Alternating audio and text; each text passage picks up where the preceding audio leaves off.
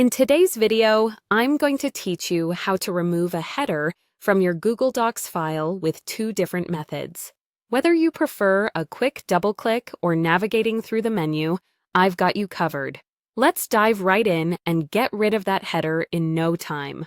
First, we're going to look at the method that involves using a simple double-click.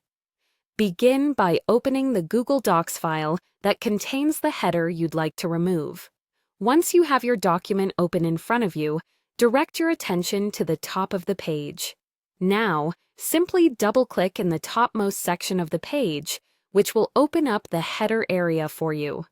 You'll notice this section is distinct from the rest of the document as it's the dedicated space for the header content. Once you've opened the header area, go ahead and delete all the text that currently resides there. You can either backspace it away or highlight the text and hit delete. After doing this, all that's left is to click anywhere outside of the header area to close it. When you do this, you'll find that the header has been successfully removed from your document.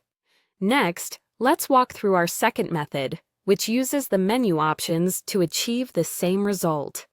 This might become your preferred way if you like following a more structured path. Start again by opening your Google Docs file.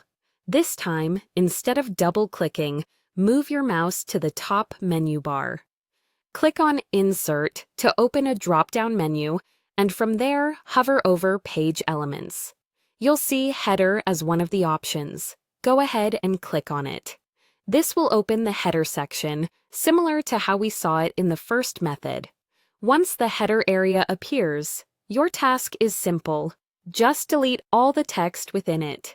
Feel free to use the Delete or Backspace key to clear this space out. After you've removed the text, the final step is to click anywhere outside of the header area. With that click, your header will have vanished from the document, leaving you with a clean page header-free.